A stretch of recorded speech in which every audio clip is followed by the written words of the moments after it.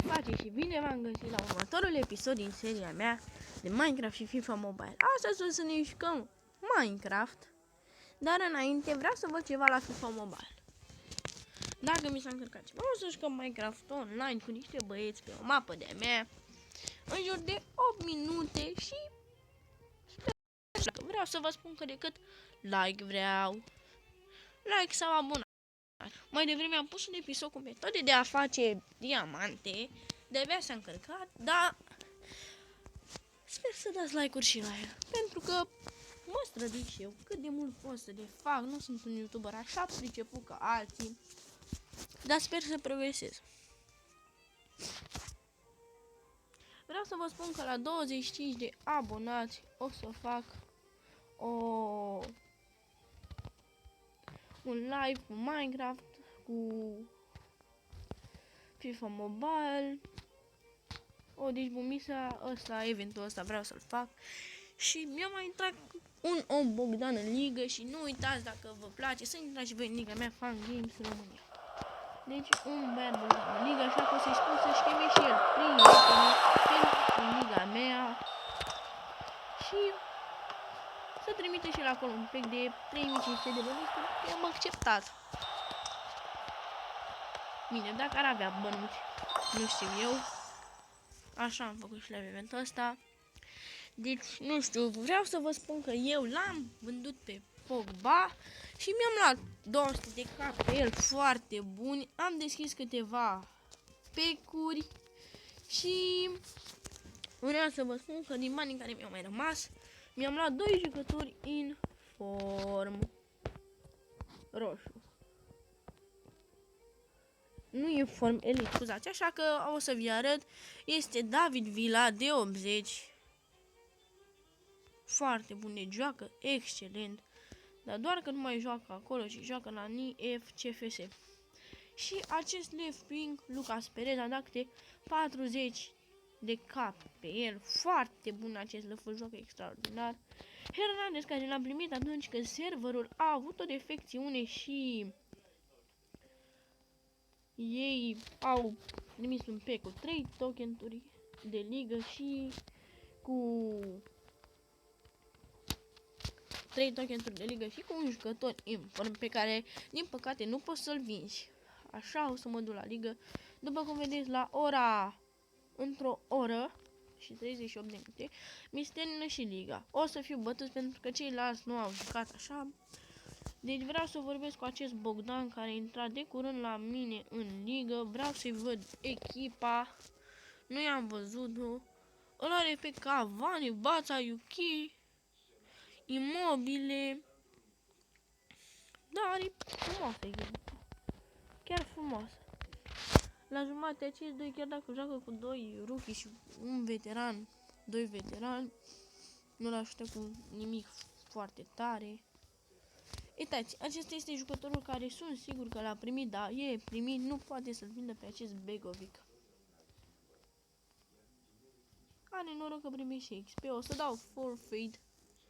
Așa, și acum o să-i spun, am dat forfeit pentru că am lucruri mai importante de făcut decât să stau acum să joc. Și o să-i spun, Bogdan, aduci și prietenii care joacă în ligă. Ne-am spus să-și aducă și prietenii care joacă. Așa. Și acum să vedem, eu aștept, am făcut aici un plan și la Inform Player și am primit pe Andre Pinto, pe românul Ștefan Radu. Și vreau să spuneți și cu FIFA Mobile care ați făcut planul cu 60 de trofee silver. Eu l-am făcut și vreau să vă spun că nu merită să îl faceți, pentru că eu m-am uitat și la videoclipurile altora și am văzut ce au primit și nu e nimic foarte, foarte interesant. Am primit de-abia că am putut să fac un de la cu atac și 3 jucători de atac și 5 de silver și am mai făcut unul cu middle phase de dimineață. Dar l-am deschis Și la cel cu atacul mi-a picat Jesus Navas de 7, la cel cu Middle Fist mi-a picat cel mai mult jucător Jesus Navas de 79 și la celălalt mi-a picat un râf de 79. Deci cam ăștia au fost, restul sunt pe market. Am pus jucătorii pe market și acum... Oh, stați puțin că am intrat unde nu trebuia. Direct pe Minecraft și eu intru pe multiplayer master. Pentru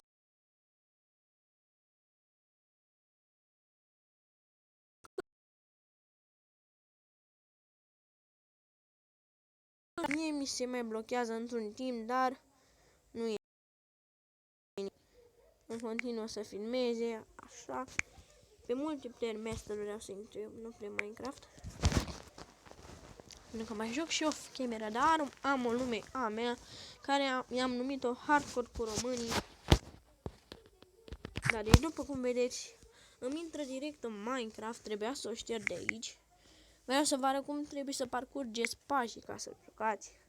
Deci, a treia mare cu noroc. Da, e. Și mie cel mai mult îmi place această imagine cu Renu și el. Sunt serverele, uite, server italian, doar români. Ena. Eu, serverul meu se numește Breasla Minerilor. Eu setez 3 playeri, încă 2 cu mine care joacă. Pentru că la mai mult se strică tot, joacă, mi invadează tot, lagul. Și ce vreau eu să vă mai spun, dacă mă auzi așa că vorbesc răgușit și nu știu cum să vă mai spun. Da, pe nasul răcit, am răcit. De asta nici n-am mai fost la școală, că unde învăț eu se învăța săptămâna asta.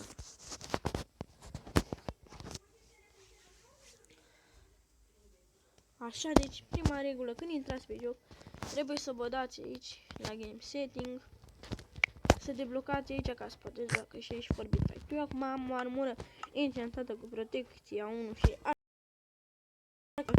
și în chest.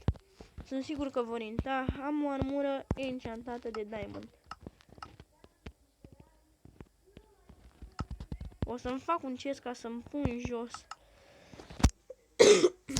armură. Scuzați că am tușit. Am făcut patul. Chestul. Am făcut 2 chesturi. Nimic greu. 2 chesturi puse. Așa, mă duc jos ca să repetesc eu. O să mănânc acum un golden apple. Am găsit foarte mult golden apple. Am găsit foarte mult gold. Și mi-am făcut golden apple-uri. A necesitat foarte mult gold. Eu o să-mi dau drumul până jos, pentru că nu mi-am mult damage. Da, mai mănânc o dată din măr. Am făcut așa, acum nu știu să iau pe aici.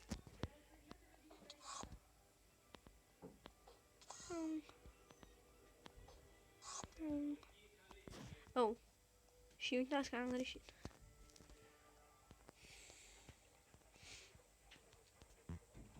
Asta e episodul, eu să continui în mină. Deci aici am luat mult căul.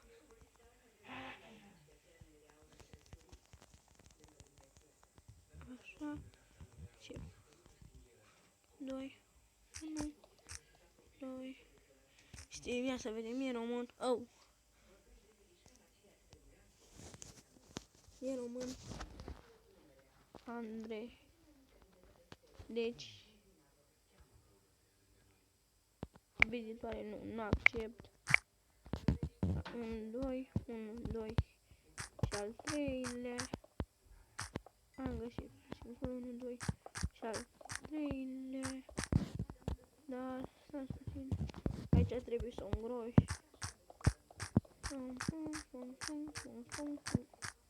Până să facem tunelurile, o să îngroși aici puțin.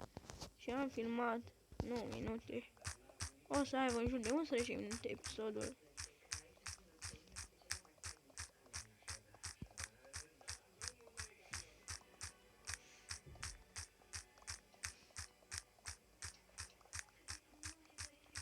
sparge foarte repede acest târnăcop.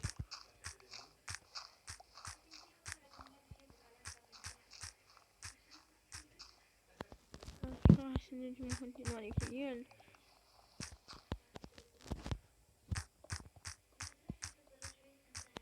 Și Trex. Nu înțeleg de ce unii copiază numele celorlalți.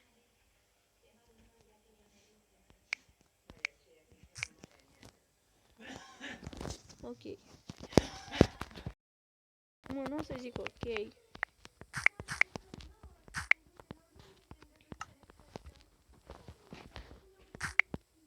O să-i dau accept pentru că mi-a trimis cerere.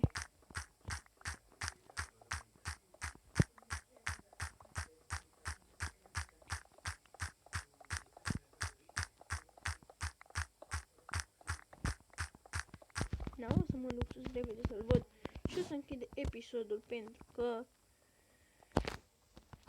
eu trebuie să continui o chestie care o am de reparat cu tatăl meu și e greu.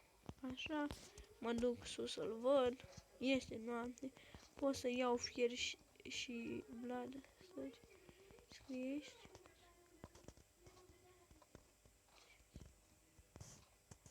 Să scriești. O să-l lovesc puțin pentru că vrea să-mi ia fierul. Mi-a luat fierul. Mai am doar 4, 3, 6 și 6. Da, îmi pare rău, trec și da, rău, de las fără fier. Și la revedere, cam asta a fost episodul. Sper că v-a plăcut și nu uitați să dați like. Și să vă abonați. Oh, deja mi-a furat hoțul. Deci, la revedere!